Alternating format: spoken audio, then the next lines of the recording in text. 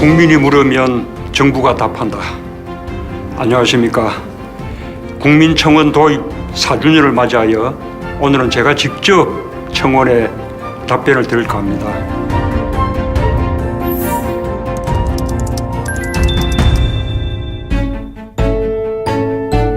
국민청원은 국민의 절절한 몰소리에 정부가 책임있게 답변하는 직접 소통의 장입니다. 지난 4년 동안 무려 100만 건의 국민청원이 있었고 0명이 참여해 주셨습니다. 처음 4년 전에 시작할 때 청원 들어보고 친구들끼리 카카오톡으로도 공유를 하고 직접 글을 써본 적은 없는데 동의를 눌러본 적은 있어요. 선천성 희귀질환인데요. 너무 답답한 마음에 한번 이거 해결할 수 없거나 정부 근원 밖의 청원도 꽤 있습니다. 그러나 저는 설령 해결은 못 해주더라도 국민이 어디든 호소할 곳이 있어야 한다는 그런 의미를 부여하고 싶습니다. 그냥 안타깝게 지나갈 수 있는 상황들이 소통의 창구가 되는 것 같아서 너무 좋은 것 같더라고요.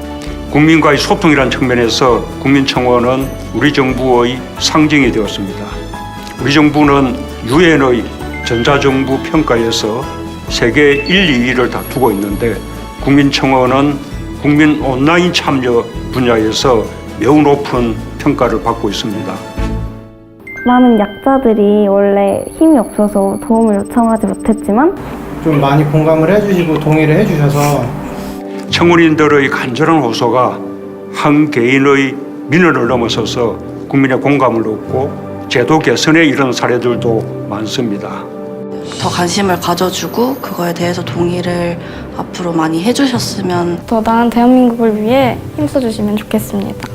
어린이 교통사고 예방, 음주운전 처벌 강화, 디지털 성범죄 근절 등 다양한 분야에서 제도 개선이 이루어졌고 우리 사회를 한 걸음 한 걸음 전진시키는 동력이 되었습니다. 함께 힘을 모아주신 국민들께 감사드립니다. 제출받은 신청서 신고에 대한 정상 메모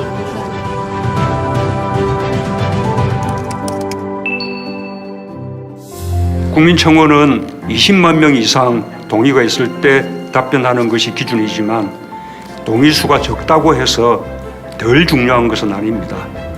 그래서 오늘 저는 20만 명 이상 동의를 못 얻어 정부가 공식적으로 답변하지 않은 청원 중에서 관심을 가져야 할 사안에 대해 말씀드리겠습니다.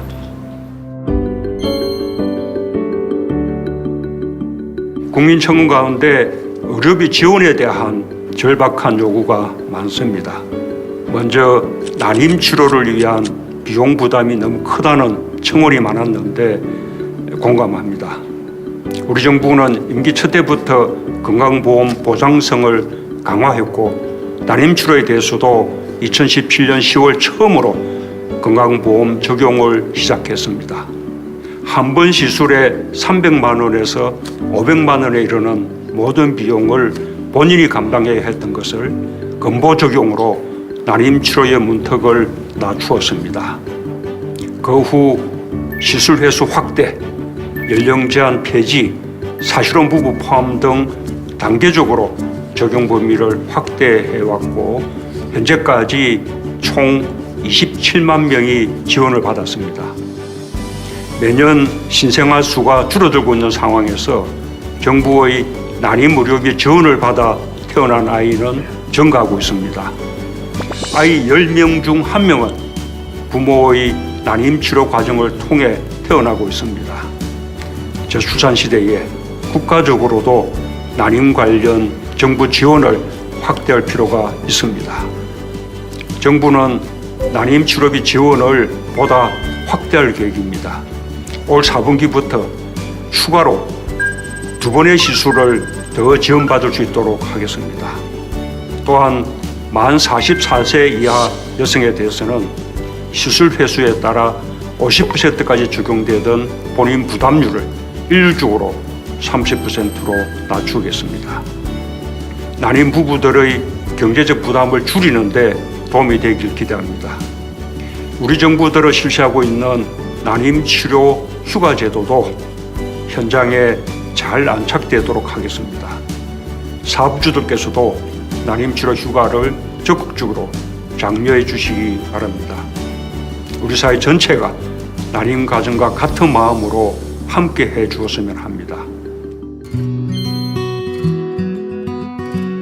자궁경부암의 백신 접종 지원 확대를 요청한 청원도 있었습니다. 자궁경부암은 백신 접종으로 예방이 가능한 유일한 암이지만 최대 60만 원이 드는 비용 때문에 예방접종을 하지 못하는 경우가 많습니다.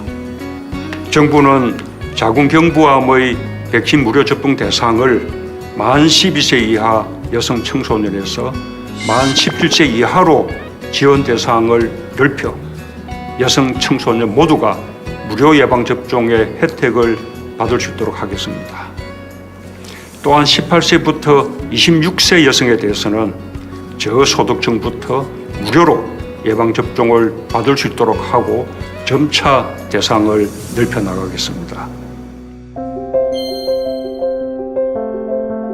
지난 6월 한 퇴직 간호사께서 올린 보건소 간호사들이 지쳐 쓰러지지 않도록 해주세요 라는 청원도 국민들이 많이 공감하는 내용입니다. 보건소 의료력은 평소의 업무에 더해 선별진료소 운영부터 확진자 후송과 역학조사, 자가격리자 방문과 백신 접종까지 방역 최전선을 지키고 있는 분들입니다.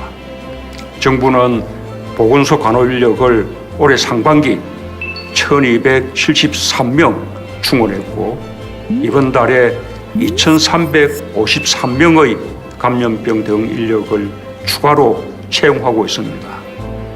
앞으로도 간호 인력을 확충하고 근무 환경과 처우 개선 노력도 병행하여 간호 인력들이 정당한 보상을 받을 수 있도록 하겠습니다.